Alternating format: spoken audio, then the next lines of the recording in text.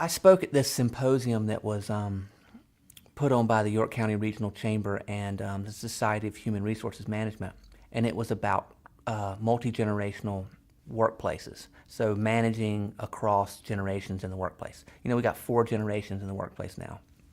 And that was the context of the whole symposium.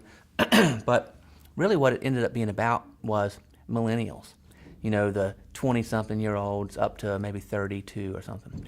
Because every other generation's been in the workforce for a while, and the collision zones that everybody's having is with millennials. And so it was a lot of Generation Xers and baby boomers kind of trying to understand millennials. And one of the things that I noticed was this idea of work-life balance that millennials have from a generational standpoint to balance life and work. So it's not all about work, it's about life too.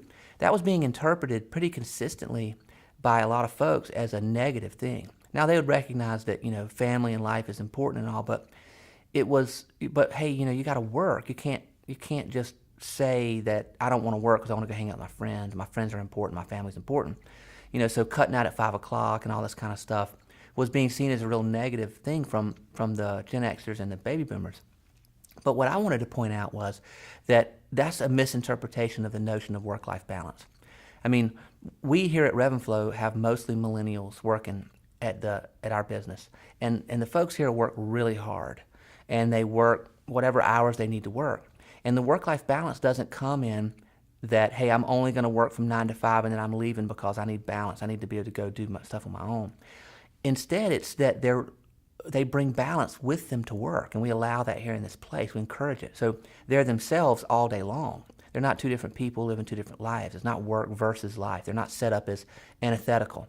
It's one thing. So, you know, if somebody wants to cut out and go do yoga during the day, fine. But they'll probably answer emails on Saturday morning sitting at their house drinking coffee.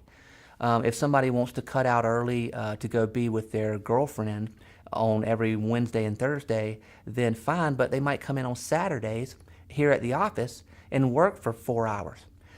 So it doesn't matter as long as we communicate about when things need to be done, as long as we're productive and we measure and track and work together. You know, we have more of an integrated experience here. So people are themselves here. We cut up, we laugh, we play music. You know, we have instruments here because a lot of us are musicians.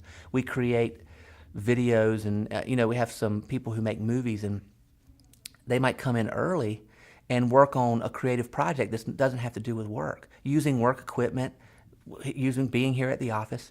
But hey, no problem. They also might stay late and work on stuff for Revenflow. It doesn't matter. It's all getting done.